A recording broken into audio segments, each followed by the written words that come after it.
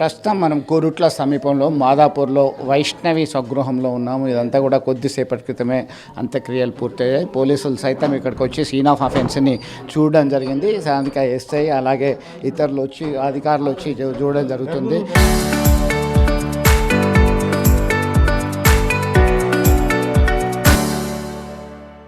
దీనికి సంబంధించి అయితే మనం చూస్తున్నాం. ఒక్కసారిగా సార్ ఏం జరుగుతున్నది? హరిబాబు మీ అదుపులో ఉన్నారా ఇప్పుడు ప్రస్తుతం? టీము ఫోరెన్సిక్ ఫింగర్ ప్రింట్కి సంబంధించినటువంటి వాళ్ళు సైతం రంగంలోకి దిగారు. దీనికి సంబంధించి అయితే కుటుంబ సభ్యుల అభిప్రాయాన్ని కూడా మనం ఒక్కసారి తెలుసుకుందాము, వాళ్ళతో మాట్లాడిద్దాము.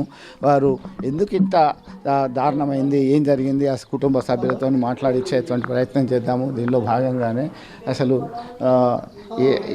ఇదే రూమ్లో వాళ్ళు ఉండేవాళ్ళు, ఈ రూమ్లోనే ఉంటున్నారు. ఎందుకంటే కొడుకులు ఇద్దరు వేరే వేరే ప్రాంతాల్లో ఉద్యోగరీత్యా అక్కడ ఉన్నారు. కేవలం తన కూతురు అల్లుడు ఇక్కడే ఉంటున్నారు.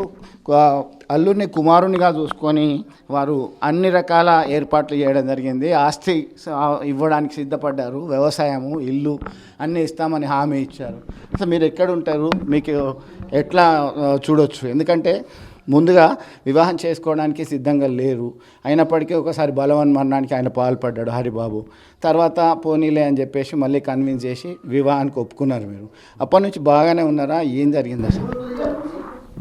అప్పటి నుంచి చెప్పాలంటే కొంచెం నటించిండు. అప్పటి నుంచి అతని నటన చూసి అయితే మేము పర్లేదు, మంచుడే కావచ్చు, ఏమో ఇట్లా అలవాట్లు లేవు, డ్యూటీకి వెళ్తాడు, 1-2 డ్యూటీలు చేసుకుంటారని చెప్పామంటే కొంచెం ఇంకా సంతోషపడ్డాం. మంచిగానే, పర్లేదు, ఇంటికనే ఉండి ఒక 15-20 వేలాగా సంపాదించుకుంటే సరిపోతాయని చెప్పేసి నేను కూడా సంతోషపడ్డా. ఫస్ట్ అతను నాకు నచ్చకున్నా కానీ స్టార్టింగ్ నుంచి నచ్చలేదు, అసలు వద్దని చెప్పన్నాం.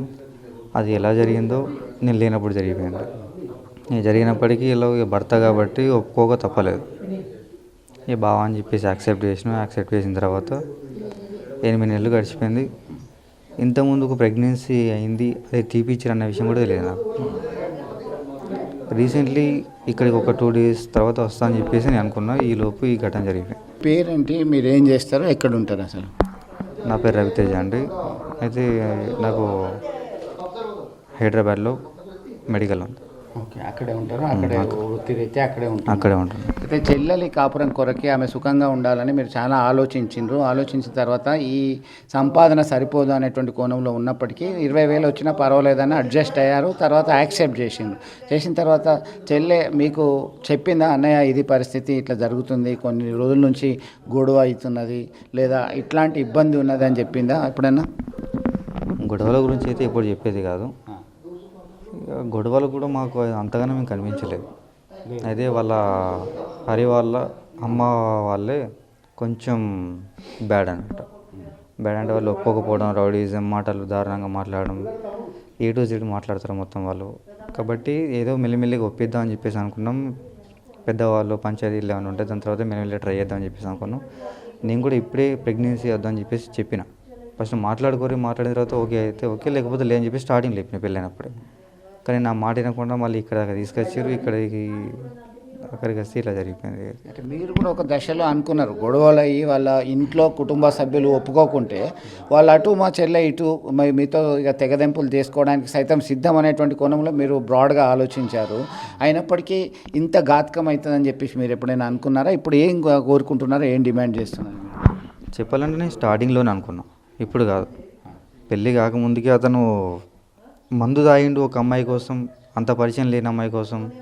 ప్రేమ అంత ఇష్టం ఏం కరగలేదు, వీళ్ళు ఎప్పుడు కలిసింది లేదు, ఈ మధ్యలో మాట్లాడుకున్నది లేదు. ఇవన్నీ లేకుండా కూడా వాళ్ళు అంటే చెల్లెకి ఇష్టం లేదు, వద్దు ఆ నల్లవాడు నాకెందుకు అని చెప్పేసి. చెప్పాలంటే ఈ చుట్టుపక్కల అంత అంటే అందగతి ఇంకెవరు లేరు. నాకైతే నా చెల్లె కాబట్టి నేను అలా చెప్పుకుంటా. వాడిని చూసినప్పుడే ఫస్ట్ రిజెక్ట్ చేసింది. కానీ వాడు మాత్రం విడిచిపెట్టకుండా ఎంటబడి వేధించి మరి ఒప్పించాడు. అది ఎట్లా ఒప్పించిందని చెప్పంటే ఇక గిఫ్ట్లు కావచ్చు, నార్మల్గా మాటలు కావచ్చు, మాయ మాటలు కావచ్చు, ఏం చేసిందో తెలియదు. కానీ ఆఖరికి అయితే ఒప్పుకున్నది. నేను మాట్లాడినా, నాకు పెళ్లి చేస్తా అని చెప్పి అన్నప్పుడు మాట్లాడినా నేను. కాకపోతే వాడు మందు తాగిండు ఇంత చిన్న విషయానికి అని చెప్పానంటే నేను వద్దు అని చెప్పేసి అన్నా. ఫస్టే అన్నా, వాడు రాంగ్ ఇప్పుడే మందు అని చెప్పానంటే తర్వాత నా చెల్లికి అన్యాయం చేయడా, నా చెల్లికి అన్యాయం చేయొచ్చు, వీడు చచ్చిపోవచ్చు, చంపవచ్చు. వీనికి ధైర్యం వచ్చిందని చెప్పంటే ఆ ధైర్యం కూడా ఉంటుంది కదా. అంటే అనుమానం వచ్చింది అప్పటికే, అంటే బలవంతం. పెళ్ళి కాకముందే వచ్చింది నాకు. మా వాళ్ళకి చెప్పిన వాళ్ళు వానికి ఇచ్చి పెళ్లి చేయకండి, ఎందుకు దాని గొంతుకు వస్తారు ఉత్తగా, వాడేమో అంత బాగాలేడు, వానికి ఆస్తి వాసులు ఏమైనా ఉన్నాయని చెప్పంటే అవన్నీ మనకు సంబంధం లేదు, మంచి వాడిని లెంకుదాం. ఇంకా చిన్న పిల్లని 17 సంవత్సరాలేనే, 17 సంవత్సరాలే కాబట్టి ఎందుకు ఎగిరితపడుతుందని చెప్పంటే ఇవాళ రేపు ఆడవాళ్ళకి కొంచెం మంచిగా ఉండదు నాన్న అని చెప్పేసి మా అమ్మ అన్నారు. ఇక సరే అయితే మరి ఎందుకు చూద్దాం మరి, ఒకవేళ మంచివాడైతే మంచి కలర్ గురించి ఎందుకు సంబంధం లేదు మనకు, మంచిగా ఉంటే పర్లేదు, వాళ్ళు బతుకుతే పర్లేదు అని చెప్పేసి యాక్సెప్ట్ చేసినాం. ఇక దాని తర్వాత ఇక అతని నిజస్వరూపం ఇప్పుడు బయటపడ్డది.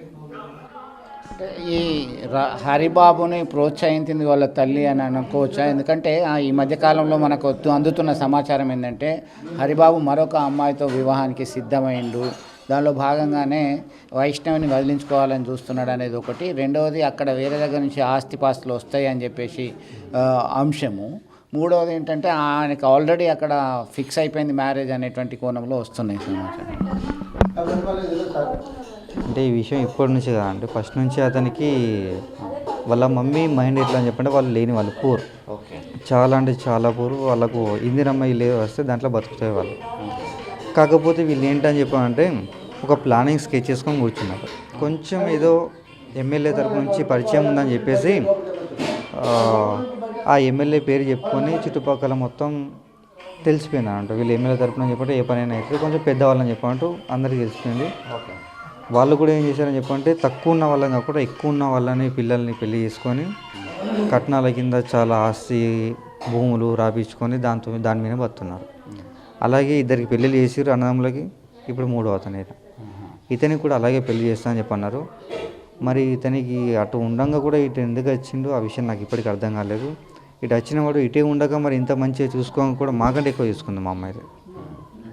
ఇక్కడికి వచ్చిన తర్వాత అయితే నాకంటే తమ్ముని కంటే కూడా వాళ్ళకు ఖర్చు ఎక్కువ పెట్టారు, భోజనం పెట్టారు, ఖర్చులకు పైసలు ఇచ్చారు, బట్టలు, తినడానికి తిండి, తిరగడానికి బండి, ఉండడానికి రూమ్ కూడా ఇచ్చారు మంచిగా. ఇవన్నీ ఇవ్వడానికి కూడా ఎవరికి సాధ్యం కాదు. కాకపోతే మా అమ్మ కొంచెం మంచిది కాబట్టి ఇచ్చింది. మేము కూడా పర్లేదు చెల్లె మీద ఉన్న ప్రేమతో ఒప్పుకున్నాం. కానీ ఇప్పుడు ఇలా చేస్తారని చెప్పేసి అస్సలు ఎక్స్పెక్ట్ చేయలేదు మొత్తానికైతే. మొత్తం ఫైనల్గా చాలా తీరని లోటు వైష్ణవిక లేదు అనేది జీర్ణించుకోలేనటువంటి పరిస్థితి, చాలా ఇబ్బందికరమైన పరిస్థితి. ఎవరికైనా ఈ సిచ్యువేషన్ రావద్దు. మీరు ఏం కోరుకుంటున్నారు, ఏం డిమాండ్ చేస్తున్నారు? పోలీసులు ఇప్పుడే వచ్చిండ్రు, ఆనవాళ్ళు అది ఇది తీసుకెళ్ళడం జరిగింది. దానికి సంబంధించిన మన కత్తి దొరికిందా, వాళ్ళు తీసుకుపోయినరా? ఈ రూమ్లోనే కదా, ఈ రూమ్ మొత్తం సీజ్ చేసిండ్రు, లాక్ చేసిండ్రు. ఈ రూమ్ మనకి ఇప్పుడు తాళం వేసిండ్రు. దీనికి సంబంధించి అయితే లాక్ చేసి దీనిలో ఉన్నటువంటి ఆనవాళ్ళు ఏమన్నా ఉన్నాయేమని చెప్పి పోలీసులు తీసుకెళ్ళినటువంటి పరిస్థితి. మీరేం డిమాండ్ చేస్తున్నారు? డిమాండ్ అంటే ఏం లేదండి, అది చిన్నపిల్ల. నాకు తెలిసితే చిన్నపిల్లలాగే చూసిన నేను. పెళ్ళి థాట్ అన్నది నాకు ఇప్పట్లో రాలేదు. 22 ఎబో తర్వాత నేను మ్యారేజ్ చేస్తాను అని చెప్పన్నట్టు, కొంచెం సంపాదించి గ్రాండ్గా చేస్తాను అని చెప్పన్నట్టు నేను ఫీల్ అయిన. ఫస్ట్ అనుకున్నా, ఎన్నో ఆలోచించిన, అది నా కోరిక అన్నట్టు. ఒకనొక చెల్లె మంచిగా జరగాలి, మంచిగా చూసుకోవాలని చెప్పి అన్నట్టు ఉండే. కానీ సడన్గా జరిగిపోయింది. దాంతోపాటు ఇప్పుడు ఇదైతే ప్లానింగ్ తోటే జరిగింది. వాళ్ళ అమ్మ వాళ్ళ అన్నదమ్ములు ఫస్ట్ నుంచే అంటున్నారు, స్టార్టింగ్ నుంచే వాళ్ళు యాక్సెప్ట్ చేయలేరు. ఈయన మధ్యలో పోడు కూడా కరెక్ట్ కాదు. మరి పంచాయతీ పెట్టుకొని ఏమైనా నచ్చేది ఉంటే తీసుకో, లేకపోతే మొత్తానికి ఇయ్య అంటే పెద్దలు కూడా చెప్తే ఇసవిట్టురు అని చెప్పేసి నేను ఫోన్లు చేసుకుంటూ చెప్పాను. ఇక్కడ ఎట్లా ఉండగా నేను మధ్యలో ఫోన్ మాట్లాడుకుంటూ కూడా చెప్పాను, అమ్మకి చెప్పాను, చెల్లెకి చెప్పాను. ఇక బావ కూడా మరి ఇట్లా సంగతి ఉంటే మరి మాట్లాడుకోపోయి ఇట్లా నీకేమైనా నచ్చేది ఉంటే తీసుకోలేకపోతే తీసేసే మొత్తానికి. ఎందుకంటే ఇక్కడ భూమి కూడా అమ్ముకున్నారు కదా, దాంట్లో సగం పైసలు ఇట్లా అమ్మని ఇచ్చేసింది, మిగతా పైసలు ఏమైనా ఉంటే మేము కూడా సర్దుతాం అని చెప్పినట్టు మొత్తం అన్నీ ట్రై చేసాం. కానీ ఈ మధ్య కొంచెం ఏదో జరిగింది, ప్లానింగ్ జరిగింది మొత్తానికి. నేను కోరుకునేది ఏంటని చెప్పాలంటే మా అన్నదమ్ములందరికీ ఒకనొక చెల్లె 15 మందికి అల్లారు ముద్ద పెంచుకున్నాం.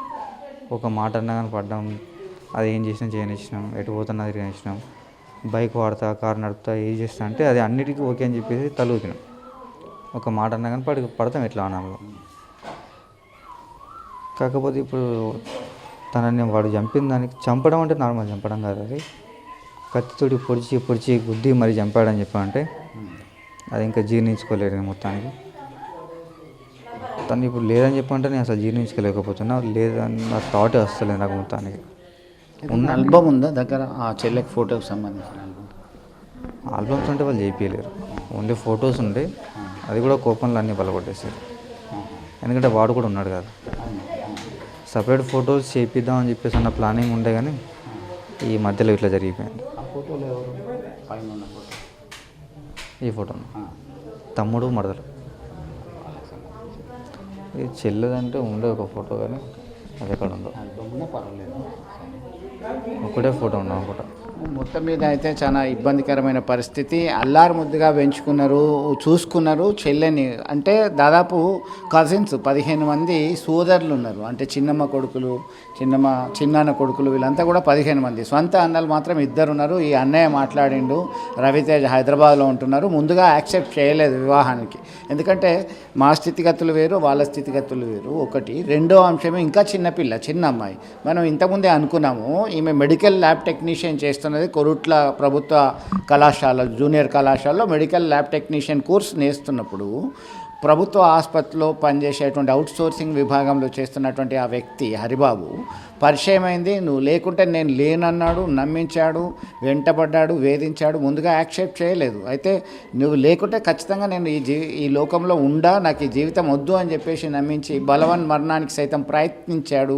దానిలో చెల్లె కొరకు ఇంత కష్టపడుతున్నాడా, ఇంత త్యాగానికి సిద్ధమైనా అనేటువంటి అనుమానం ఒకవైపు వచ్చింది. అలాగే వీరి ప్రేమను ఎందుకు కాదనాలే, సరేలే అని చెప్పేసి ఆ 2 సంవత్సరాల తర్వాత 8 మాసాల క్రితమే వీరు వైష్ణవి కుటుంబ సభ్యులు, వారి సోదరుడు, వాళ్ళ తండ్రి గల్ఫ్ నుంచి వచ్చారు.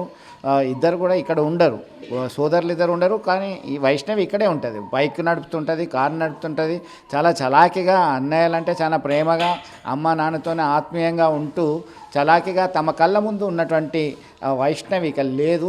అత్యంత కిరాతకంగా పక్కా ప్లాన్తో మర్డర్ చేశాడంటే జీర్ణించుకోలేకపోతున్నటువంటి పరిస్థితి అయితే చాలా మనం అర్థం చేసుకోవచ్చు. ఎవరికైనా ఒక కళ్ళ ముందు కదలాడిన, తమ చేతుల్లో తిరిగి తమతో పాటు అంతా జ్ఞాపకాలు ఉన్నటువంటి 20 ఏళ్ళ అమ్మాయి సడన్గా భర్త చేతిలో కిరాతకంగా తిరిగి రాని లోకాలకు వెళ్ళడం అంటే ఇప్పటికీ వారు జీర్ణించుకోలేని పరిస్థితి మనం గమనించవచ్చు. వీడియో జర్నలిస్ట్ సుమంత్తో కలిసి చంద్రశేఖర్, RTV, మాదాపూర్ గ్రామం నుంచి, వైష్ణవి స్వగృహం నుంచి.